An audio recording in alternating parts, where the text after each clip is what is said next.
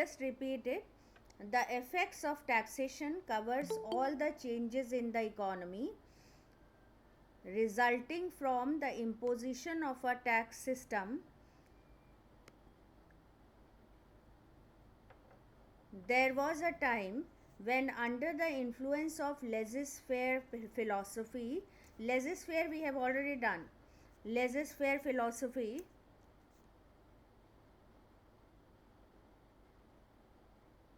it was advocated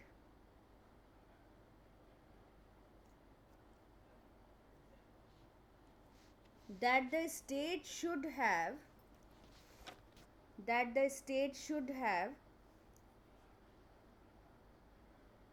a neutral tax policy.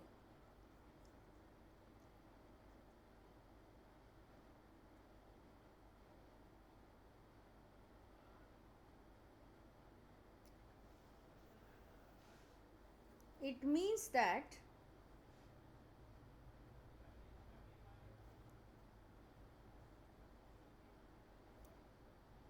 the state, in order to perform its functions,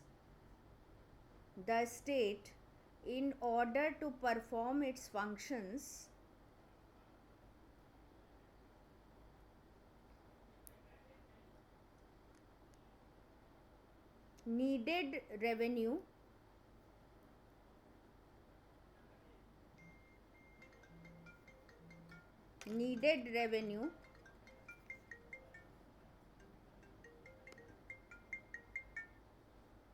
class चल रही है,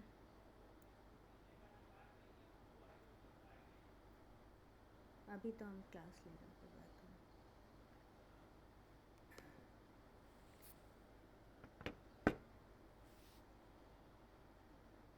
Needed certain amount of revenue and needed revenue, and that should be raised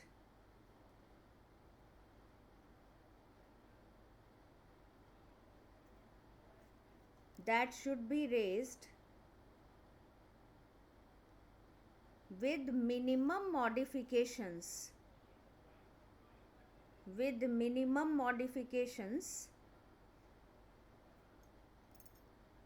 in the economic parameters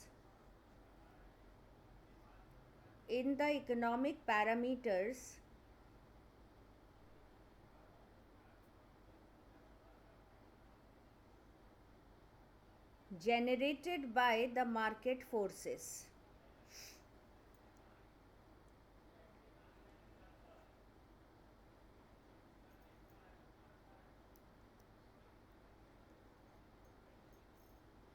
In other words,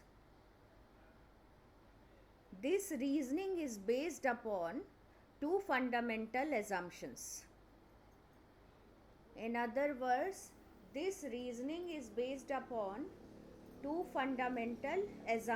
Number one,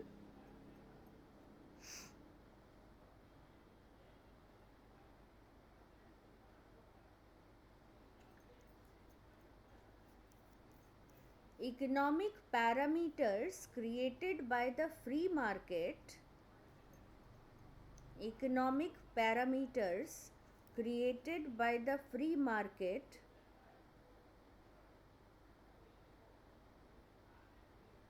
are optimum, which the economy was capable of,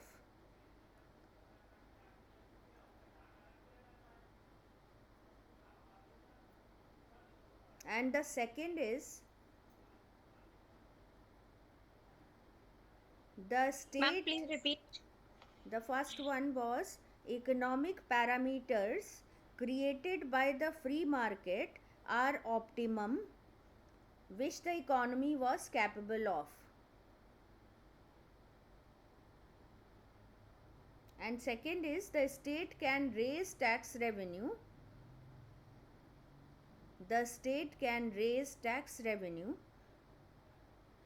Without undue interference in the working of the economy.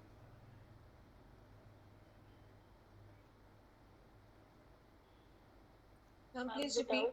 The state can raise tax revenue without undue interference in the working of the economy.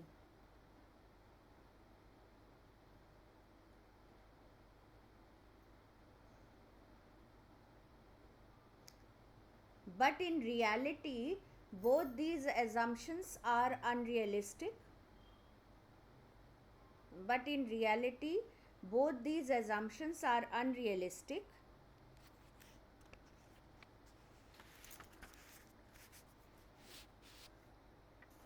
and the free market forces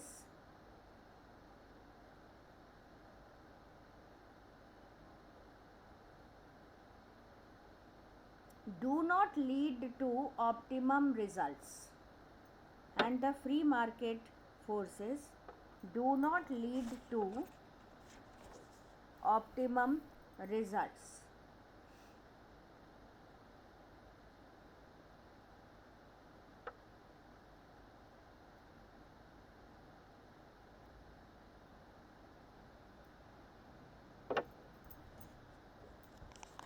Now, if you understand these lines which you have written, we are trying to talk about the effects of taxation, which results in the changes in the economic parameters as soon as we impose taxes on the people of a country, as soon as we put the taxes on the producers of the country, as soon as we put the taxes on the consumers of the country, then it is going to affect the economic parameters. Economic parameters का मतलब क्या हुआ कि उनका consumption effect होगा, उनका production effect होगा. In a way, their incomes will be affected, employment will be affected, and in turn, the national income of the country will be affected, economic growth will be affected, economic development will be affected. These are what we call the economic parameters. Now, if you remember Adam Smith, as we already discussed a lot about him, he was of the opinion that under the laissez faire philosophy, the market forces should be left free to operate. There should be minimum government intervention or interference, and the equilibrium would automatically be restored. That means there is no need of government interference in the balancing of the economic parameters. And then Dalton came and he suggested, no, we cannot do without the intervention of the government in a developing country like India. He suggested certain examples of narcotics and drugs, which are like, he wanted to show that the tax always is not harmful. It brings judicious consumption or positive consumption or positive welfare in the country, in the economy also, when these taxes are imposed on these kinds of harmful consumption products. So but he was also of the opinion, we can say, that the government, whatever revenue it needs to perform its functions, the government can raise it with the minimum modifications in the economic parameters. That means the government has to see that from where the revenue can be raised, but it should not cause much disturbance in the economic parameters. That's what the ultimate aim of a welfare state should be. And uh, uh, but then if we are talking about all these connotations, it means that there are two kinds of assumptions which we are already assuming. Number one, that economic parameters created by the free market are optimum. That means free market forces of demand and supply are strong enough to create balance in the economy and least disturbance in the economic parameters. They are both unrealistic. And the second is, the state can raise tax revenue without undue interference in the working of the economy. But that can't happen, because अगर हम market forces को इतना freely छोड़ देंगे, then we cannot, like, it only very rarely creates the balance. And sometimes it's the situation of excess demand, or sometimes it's the situation of excess supply. It's never the equilibrium situation which is going to be created, and then you can say that the government interference is not needed. It's always practically impossible that the balance is already restored without the government interference, and that is why logically we can prove that the government interference is much needed, particularly in a developing economy like India, and that is why we need the government interference in the raising the revenue or creating those disturbances in the taxation system of the economy. Right now, based on that connotation that the assumptions are invalid, the assumptions are not practically feasible, we come to the longer discussion on the effects of taxation on various economic activities. The first activity, which you can put the heading of effect of taxation on production and growth.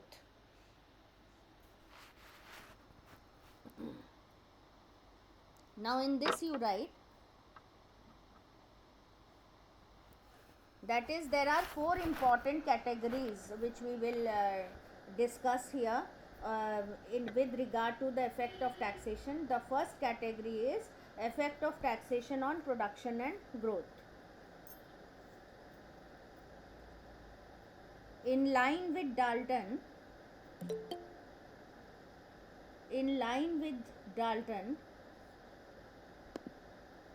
the effect of taxation on production and growth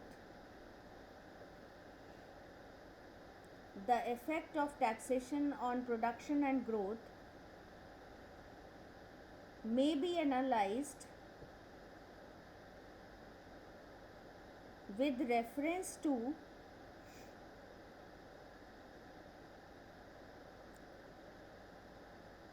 first, number one, the capacity to work, save and invest.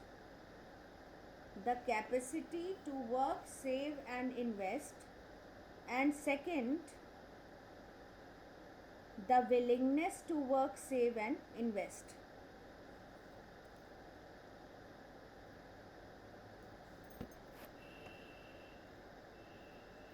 Ma'am, please repeat. In line with Dalton, the effect of taxation on production and growth may be analyzed with reference to number one, the capacity to work, save and invest, and second, the willingness to work, save and invest.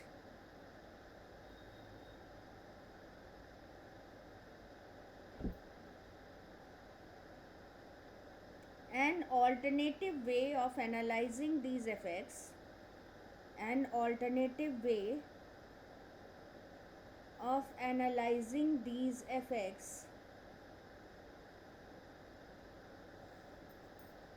would be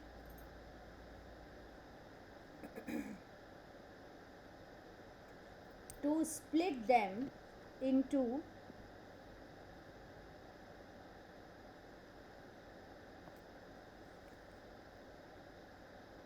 number one, shift in the allocation of existing productive resources,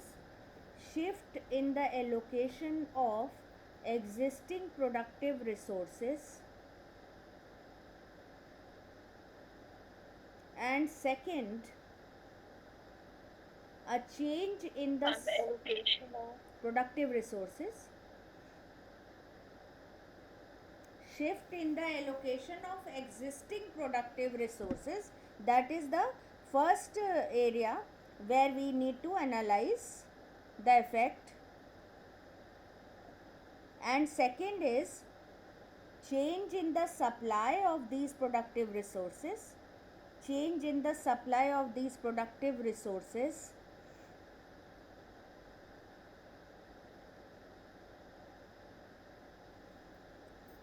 and use them in the manifestations of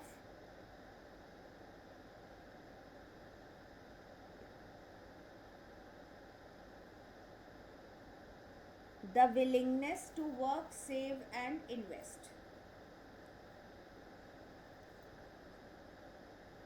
manifestation of Willingness to work, save and invest.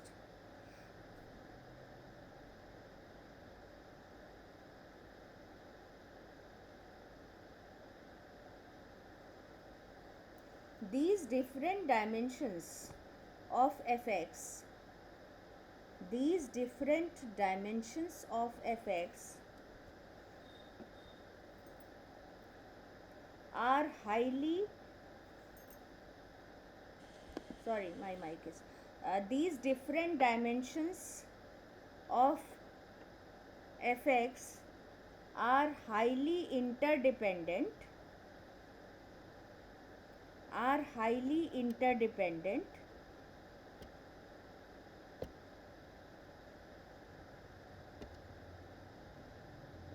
and so they have to be analyzed together, and so they have to be analyzed together. Ma'am, please repeat the point.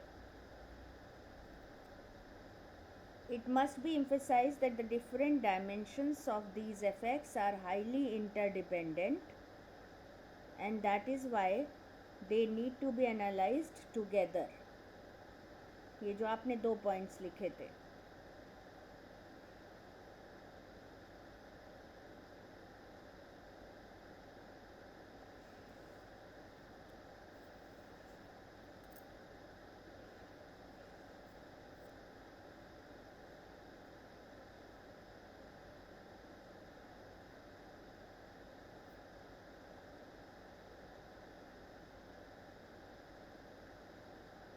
Now if you read those lines, we start with Dalton and try to bring in his statements that when he gave the opinion on effects of taxation on production and growth, then he analyzed the effect on two parts. Like one is when taxation is imposed on the people, then it affects their capacity to work, and automatically if their capacity to work will be affected, then their income will be affected, and if their income is going to be affected, their savings and investment is also going to be affected. And that's why you have written the first point as capacity to work, save and invest. That means as soon as the taxation is imposed, then it is going to affect the production and productive factors income, and in other words their saving and investment. That is the capacity. That means how much you are capable to work is going to be discouraged or demotivated if the taxation is going to be imposed. So adverse effect is going to be analyzed here when you are talking about the effect of taxation on production and growth, and this is the first area which you need to analyze, that if taxation is imposed on the production, then automatically the factors who are contributing in the production process, you already know what are the factors of production. So whatever factors of production we are employing in the production process, their capacity will be affected adversely, their incomes will be affected, their savings and investment will be affected. The second point is, as this is in terms of their capacity. Now automatically if their efficiency to work will be adversely affected, then in the longer run their willingness also to work will be affected. That means they will not be willing to work more, produce more. Why? Because they know that if they will be contributing more, their incomes will rise, and then the rising income means more taxes, so to avoid that kind of excess taxation, to avoid that kind of tax burden, people tend to discourage to work. So that is called the willingness. So there are two terms which you need to identify. One is capacity to work, save and invest, and the other is willingness to work, save and invest. Both these areas. Ma'am, excuse me. Yes. Ma'am, please explain the second point once again. The willingness to work, save and invest, that is what we are trying to look at. That once the taxation is imposed on the production, then the productive factors know that if they will be willing to work more, then their incomes will rise and the government will be siphoning off their extra income in the form of taxes. So that they will not be willing to work more. because they know that higher incomes means higher taxes. Like for example, progressive taxation system we have already done. So that is one of the points कि पहली चीज़ है हमारी capacity तो adversely effect होती ही होती है, आगे जाके हमारी जो विलिंगनेस है उस काम को करने की या इकोनॉमिक प्रोडक्शन में कंट्रीब्यूट करने की वो भी एडवर्सली इफेक्ट होती है. Or automatically, if we will not be willing to work more, our income is going to be adversely affected, our saving and investment. We will not be willing to earn more, we will not be willing to save more, we will not be willing to invest more in the further production process. तो saving और investment जो है वो inter related है, और ये दोनों चीज़ें फंक्शन है किसका, इनकम का. सो इनकम, सेविंग, इन्वेस्टमेंट, ये तीनों कंसेप्ट आप साथ में एनालाइज करोगे when you are talking about the effect of taxation on production and growth. Is it clear? Now we write further. It was a tradition with the economists to assume. It was a tradition with the economists to assume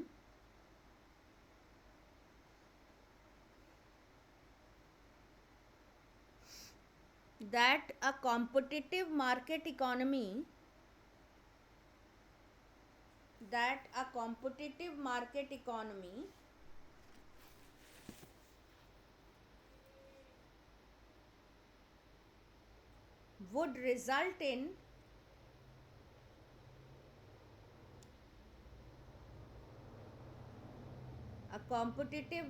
economy would result in efficient allocation of productive resources.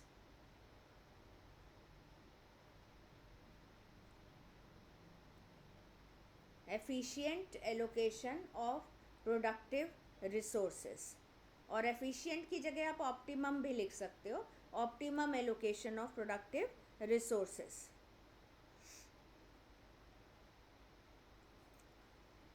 Now optimality of resource allocation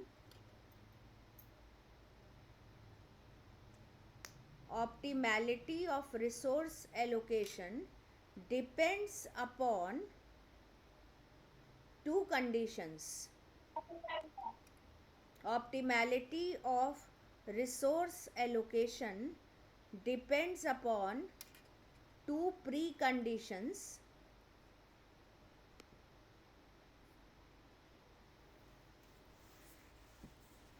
First, appropriate income distribution.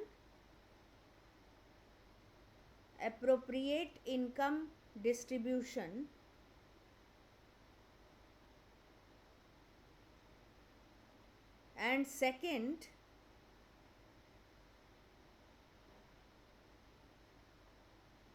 competitive market with free market mechanism.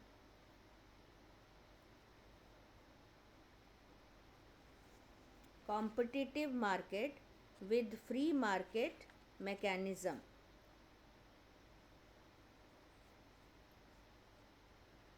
That is the same explanation which we were talking about earlier also, that traditional economists were assuming that a competitive market economy with sufficient factor mobility, क्योंकि competition है और market forces dominant हैं, तो factors will be completely mobile. ये सारे आपके unrealistic assumptions हैं. With complete sufficient factor mobility would lead to optimum allocation of productive resources, and this optimality requires these two conditions to be pre-fulfilled. One is appropriate income distribution. Now again very unrealistic assumption. Appropriate income distribution होता ही नहीं है in reality. It is always inequality in income and wealth distribution. And second is competitive market with the smooth working of the market mechanism. That means market mechanism is free flow. The market mechanism is automatic adjusting process, which is also not reality. So that is why the traditional economist assumption is going to be rejected when we talk about the effect of taxation on production. Then comes Marshall. because this was traditional economists like Adam Smith. Then came Marshall, and now continue writing. Marshall recognized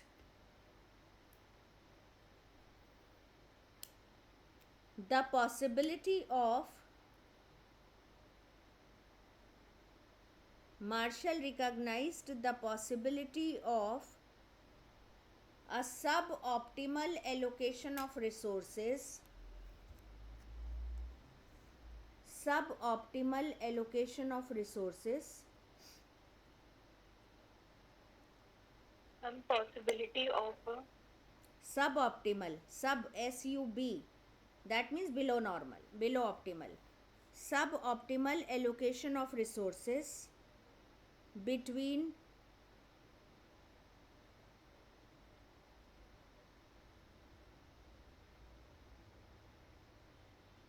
different industries.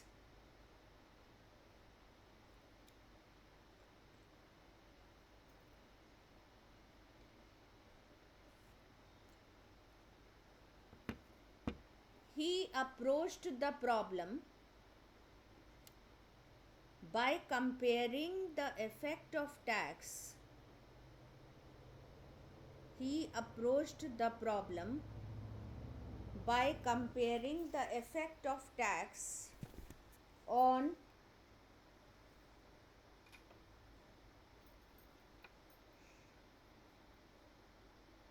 consumer surplus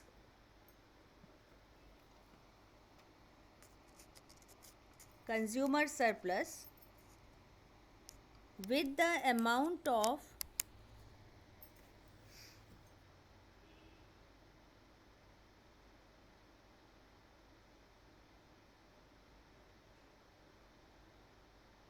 tax collection.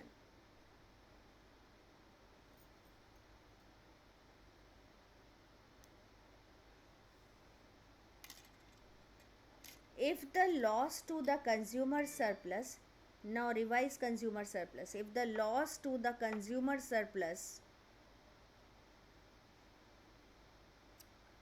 was less than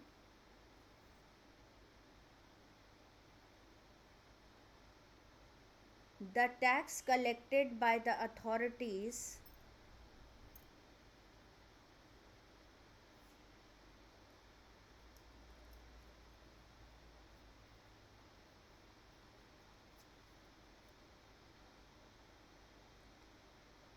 then the shift of investment out of the taxed industry, then the shift of investment out of the taxed industry was considered beneficial to the society.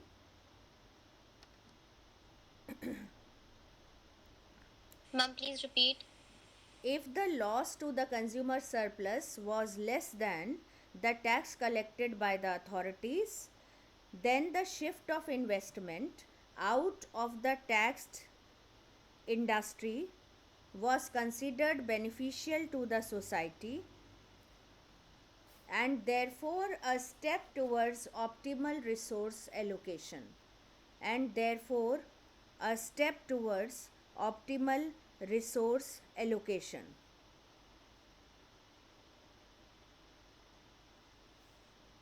And vice versa, you can write the explanation.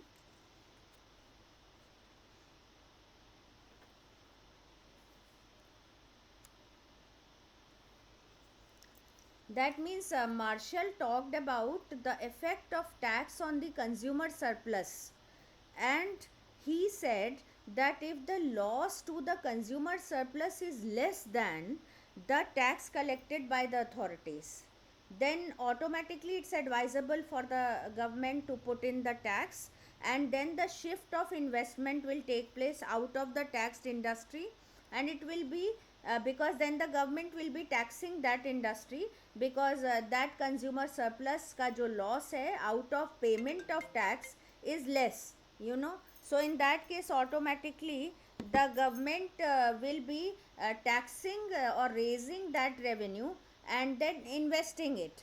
and that investment will be considered to be beneficial to the society, because that shift in the investment will be considered bringing more welfare to the society, and hence a step towards optimum resource allocation, right? And similarly, अगर हम consumer surplus में जो loss हो रहा है वो ज़्यादा है than the taxed amount collected by the authority, then it's not advisable for the government to tax that industry, collect that revenue and invest it, because already the producers are also consumers, and whatever loss in consumer surplus they are experiencing out of the payment of tax is more than the tax collection by the authority. So Marshall gave this kind of suggestion that if we want to really achieve optimum allocation of resources, there is no full optimal allocation of resources, it's suboptimal, and suboptimal means below normal. And in that connection, if we want to achieve even that, then we have to compare these two concepts. One is the loss or benefit in the consumer surplus, and the other is comparison with the tax collection done by the authorities. If the loss in consumer surplus is less than the tax collection, then it's advisable by the government to tax the producers and then invest that for the economic growth of the country. Clear? So this is how we talk about the effect of taxation on the production through resource allocation, because resources हम allocate करेंगे तभी production हो पाएगा.